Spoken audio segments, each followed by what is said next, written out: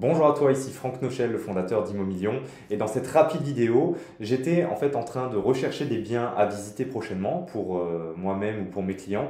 Et plutôt que de faire ça dans mon coin, je me suis dit pourquoi pas t'en faire profiter, m'enregistrer, te partager mon écran et même aller jusqu'à appeler l'agent immobilier pour te montrer exactement comment j'analyse une annonce, quelles sont les questions que je pose au téléphone et comment j'organise ma visite. Ok, donc on est parti. Donc en l'occurrence, l'annonce qui m'a intéressé et pour laquelle je veux organiser une visite, c'est par exemple celle-ci. Donc il y en a plusieurs que j'ai repérées.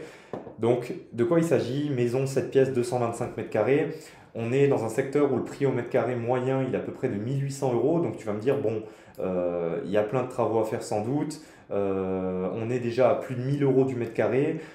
Donc au final, c'est pas hyper intéressant. Mais la petite subtilité dans cette annonce, c'est la suivante. On a donc une maison de 250 mètres carrés au sol, 225 mètres carrés habitable, sur un terrain de quasiment 17 arts, donc ça c'est pas rien, avec cour, nombreuses dépendances, terrasse couverte, garage, jardin.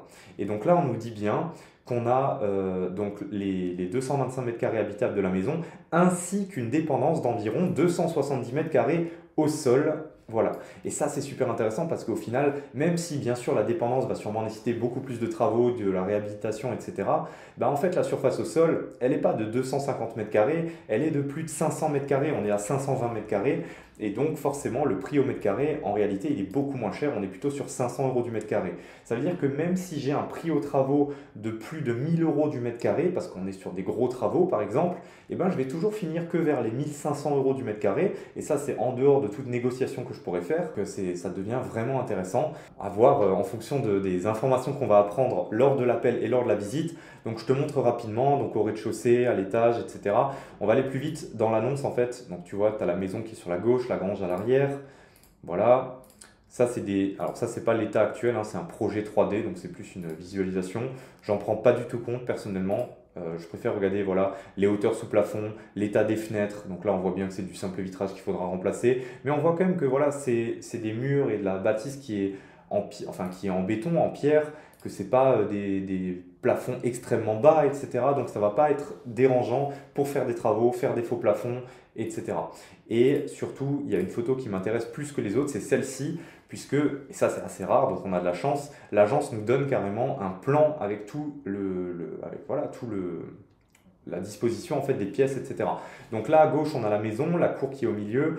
On voit déjà qu'on a donc ici séjour 42 mètres carrés avec une salle d'eau. Donc là 42 plus 4, ça pourrait faire déjà presque un 2 pièces. Ok. Ensuite ici on a l'entrée avec la cage d'escalier tout de suite dans l'entrée. Ça c'est super intéressant. C'est ce que je vais regarder souvent. C'est voilà où se trouve l'accès à l'étage. Par exemple là c'est super intéressant parce que je rentre, j'ai directement l'escalier. Si l'escalier par exemple il était tout au fond de la maison ici, ça voudrait dire qu'en fait tout cet espace-là devrait rester peut-être un commun pour finalement faire des apparts au-dessus, alors que là je peux directement desservir les différents appartements de façon centralisée et directe en réduisant au maximum les espaces communs. Et ça c'est super intéressant. Donc là on voit qu'on pourrait facilement faire au moins deux apparts au rez-de-chaussée, un à gauche et un à droite, ici peut-être avec la buanderie encore et avec une petite terrasse couverte. Et au premier, donc l'escalier qui monte, on a la même disposition, donc on pourrait facilement faire encore un appartement ici, un appartement ici, et on a encore un escalier. Alors je ne sais pas si c'est cet escalier-là qui va monter ou si c'est celui-là qui va monter là au pigeonnier, mais dans tous les cas, on a un accès au comble encore, et cet accès au comble peut nous permettre encore de faire un appartement supplémentaire peut-être. Donc ça, c'est 100% des hypothèses que je fais là, mais tu vois qu'on est déjà quasiment à 5 appartements possibles et j'ai pas encore pris toute la partie dépendance, à voir l'état intérieur, etc. Ce qui est très intéressant aussi sur cette image, c'est qu'on voit qu'on a un sous-sol qui est sur toute la partie maison. Ça, c'est très important parce que si je veux créer des évacuations d'eau au rez-de-chaussée, je vais devoir avoir de la profondeur, en fait, de la cave pour pouvoir passer mes évacuations comme je le souhaite. Donc ça, c'est très important. Et ensuite, voilà, on va parler de 17 arts de terrain. Donc je suppose qu'il y a encore un terrain à l'arrière. D'ailleurs, c'était dit dans l'annonce, il me semble. Et ça, c'est très important pour toute la partie place de parking. Parce que dans un secteur où je suis là, il faudra que je vérifie sur le PLU, mais en général, on est sur deux places de parking par lot créé. C'est-à-dire que si je fais déjà 5 appartements dans la maison, par exemple, il va me falloir minimum 10 places de parking. D'accord. Une place de parking, c'est 2,5 mètres de large sur 5 mètres de long, en tout cas vers chez moi, donc vérifie bien dans ton PLU. Donc ici, la cour, Bah oui, il y a déjà pas mal d'espace, peut-être qu'on peut caser 10 voitures, mais ça commence déjà à être serré, donc je vais avoir besoin de ce terrain qui est à l'arrière. Ou peut-être que je peux imaginer revendre ce terrain, peut-être que je peux le rendre constructible et découper, revendre le terrain en même temps que mon opération, histoire de récupérer du cash. Donc là maintenant, j'ai déjà pris, tu vois, pas mal d'infos sur l'annonce et sur les photos et dans la description, etc. Je vais maintenant appeler, j'espère que ça va répondre. Je vais enregistrer l'appel et histoire que tu vois vraiment comment je fais au téléphone. Tu verras que je ne demande pas tout de suite à visiter, mais je vais poser quelques questions. Et là, ce que je veux m'assurer, bah, voilà, enfin, tu vas voir dans l'appel, ça va être plus simple. Je vais directement passer au téléphone et tu vas voir comment je fonctionne. Bonjour. Oui, bonjour, Franck Nochel. Je vous appelle pour un bâtiment que vous vendez à Ofen, une maison de 225 mètres carrés. Oui, c'est tout à fait le corps du ferme, oui, c'est ça exactement. C'est toujours disponible? Oui, c'est toujours encore disponible pour l'instant, oui, absolument. Ok, super. Bah écoutez, bon, j'avais juste quelques rapides questions, mais sinon, je pense que le mieux, ce serait d'organiser une visite par la suite. C'est-moi déjà vos questions. Ouais, ça va être plus simple là. Bon, j'ai un peu vu les plans, là, ça m'aide beaucoup à voir. Je voulais surtout savoir les tables, enfin la dépendance en fait qui est derrière. C'est dans quel état à peu près? C'est vraiment une grange brute, il y a des planchers qui sont en place. Alors c'est du brut, mais avec un étage en effet. Il y a possibilité de monter, alors pas sur toute la superficie. Mais au centre, en l'occurrence, il y a possibilité de pouvoir, il y a un étage. Ok, si je peux dire ainsi, ouais. D'accord. Et quel est l'état un peu de la toiture et des murs et tout ça? Alors, ça c'est toujours très subjectif, hein. Donc moi je suis pas une spécialiste de l'immobilier, hein. Le mieux dans ces cas-là, c'est de faire venir avec un artisan qui lui pourra vraiment vous donner les éléments. Moi, au jour d'aujourd'hui, je vais vous dire, et par rapport au propriétaire, hein, la grange, bah il y a pas de souci de toiture a priori. En tout cas, il n'y a pas de ce que moi j'ai comme information, il n'y a pas d'infiltration. Au niveau de la grange, de la dépendance. Maintenant, après, voilà, c'est à vérifier avec un artisan quand même. Bien sûr, bien sûr. Ouais. Et je crois que c'est du terrain encore, on vous disait dans l'annonce. Oui, oui, on a en fait pratiquement 17 arts de terrain, donc la mienne 677 mètres carrés de terrain. Ok. Donc derrière la grange, il y a encore toute une partie terrain en effet. Ok. L'indépendant, enfin alors ce qu'il faut savoir concernant ce corps de ferme, il n'y a pas de chauffage central. Il y a uniquement dans toutes les pièces, plus ou moins, il y a un poêle à bois. D'accord. Il y a même un poêle à fioul en fait dans le salon de séjour. Ok. Au niveau des travaux, donc c'est quelque chose qu'il faut complètement rénover. Hein. Oui, bien sûr. De la source énergie, j'ai bien entendu. Oui. Il y a des relais, malheureusement, voilà, des relais bateaux qui sont complètement à changer, qui ne s'ouvrent plus ou ne se ferment plus. On a le seul endroit où il faut vraiment refaire et où on voit qu'il y a eu une infiltration, c'est au niveau de la porte d'entrée, où vous avez au niveau de la toiture le bois en fait qui est sous la gouttière, derrière la gouttière qui est complètement ouais, je vois sur la photo, ouais. Et là, en fin de compte, il y a en effet, là, il faut intervenir quand même de façon urgente pour colmater. Mais sinon, en dehors de ça, il y a rien. Lors de la tempête de 99, ils avaient eu des tuiles qui s'étaient envolées à l'arrière de la maison, et ça, on le voit au niveau de la chambre à l'étage. Mais ils ont complètement colmaté, donc pas de souci.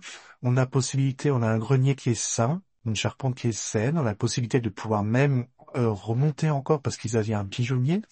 Donc il y a la possibilité de pouvoir encore monter à côté du grenier et de pouvoir, pourquoi pas, envisager une super terrasse. Enfin voilà, il y a des choses à faire. Super. Et donc voilà, il y aurait un accès en voiture, enfin à travers la grange, la dépendance pour accéder au terrain qui est derrière.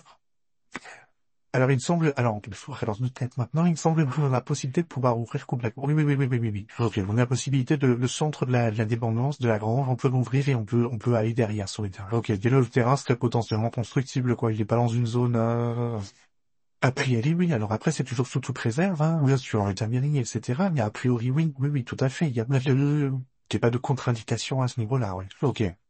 Et juste pour que un peu me donner du contexte, le bien, ça fait longtemps qu'il est en rente. Alors, oh, oui et non. Donc, en fait, tout simplement, il était déjà vendu. Enfin, il était déjà sous compromis. Donc, c'est un bien qui était déjà en vente l'année dernière. Et en fait, avec des acquéreurs qui, voilà, ont un petit peu, qui devaient créer une estime. Enfin voilà, il y avait toute une histoire. Ça avait un petit peu traîné et voilà, au moment de la signature de l'acte authentique, et ils se sont rétractés. Ah, ils se sont rétractés. Ils se sont rétractés parce que il y a un des deux qui a eu des problèmes. Alors pas du tout pour des questions financières ou parce qu'en fait ils ont voilà, ils ont changé d'avis. Mais il y a un des deux contractants qui a eu des problèmes de santé. Ok, d'accord. Voilà.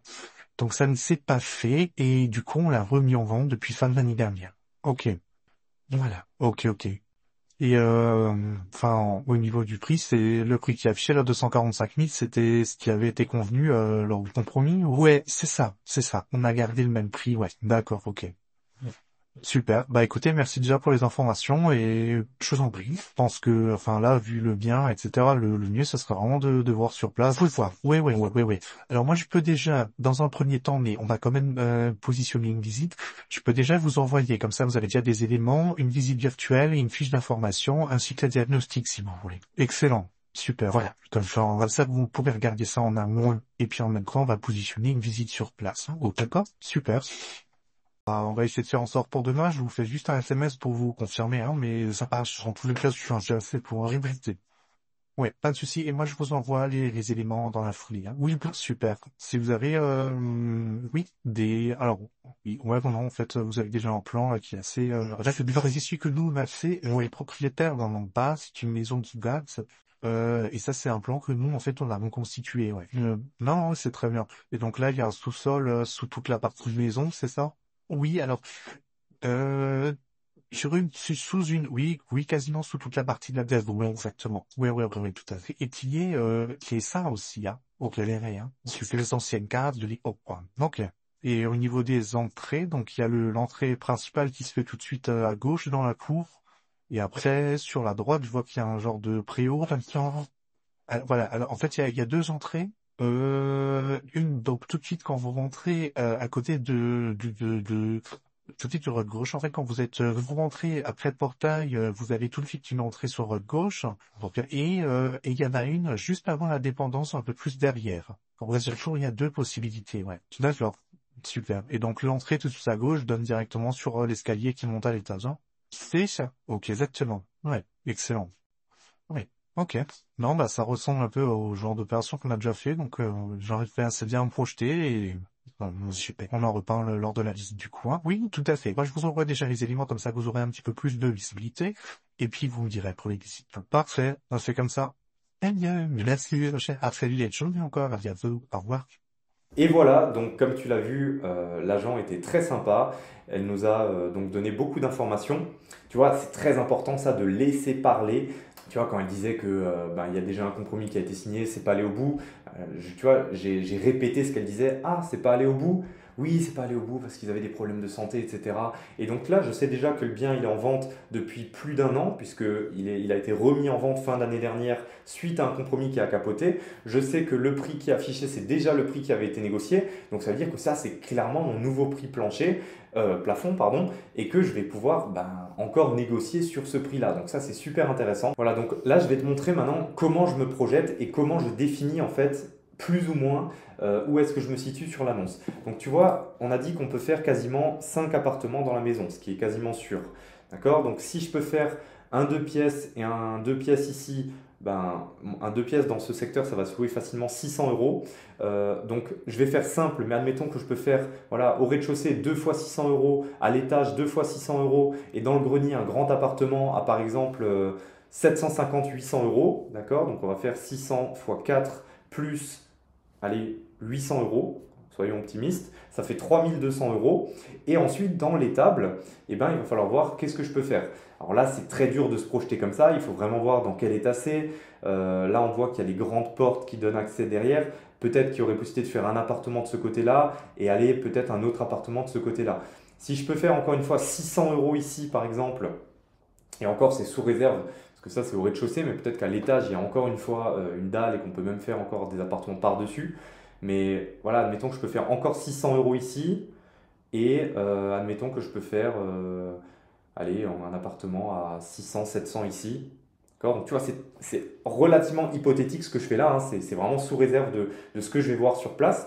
Mais potentiellement, c'est un projet où je pourrais d'après les surfaces, assez facilement sortir 4500 euros de loyer, voire peut-être plus si je peux encore faire des appartements par-dessus. Donc 4500 euros par mois, ça veut dire, si je fais x12, ça me fait 54 000 euros à l'année. Donc, si je veux un projet à 10% de rendement net, en incluant les frais de notaire, les travaux, etc., eh ben, il ne faudrait pas que je dépasse 540 000 euros. Je vais simplement rajouter un zéro en fait au loyer annuel. 54 000 euros de loyer, donc 540 000 maximum pour un projet à 10% de rendement. Puisque si je fais 54 000 divisé par 540, ça me fait 10%. D'accord? Donc, qu'est-ce que ça veut dire 540 000 maximum? Admettons que j'achète à 245 000, 250 000 pour faire, ou allez, 240 000, ça veut dire que ça me laisse potentiellement un budget travaux d'à peu près 300 000 euros. D'accord? 300 000 euros pour rénover 250 mètres carrés, c'est largement faisable. Plus, après les 2 appartements aménagés dans la grange, ok, ça, on est un petit peu en dessous des 1000 euros du mètre carré. Parce que si j'ai par exemple 400 mètres carrés à rénover, je vais plutôt être sur 400 000 euros de travaux. Donc je pense honnêtement que au prix affiché, on va être un peu cher. Mais vu la situation du bien, que voilà, c'est un bien qui ne va pas intéresser grand monde et que en plus il y a déjà eu un compromis qui a capoté, ça c'est ce qu'on a vu dans l'appel, voilà, il y a quand même possibilité de négocier. Donc je pense que le bon prix se situerait peut-être plutôt vers les 150, 160 000, peut-être 175 000. Mais honnêtement, c'est une négociation qui est importante, mais qui n'est pas du tout impossible au vu du contexte et de la situation du bien. Donc, je vais aller visiter ce bien et je te tiendrai au courant sur la suite éventuellement. Dis-moi dans les commentaires si ça t'intéresse. En tout cas, n'hésite pas à poser toutes tes questions et si tu veux aller plus loin avec nous, tu as la possibilité de réserver un appel directement, qu'on établisse ensemble un plan pour te lancer dans l'investissement locatif. Je te dis à très vite dans une prochaine vidéo.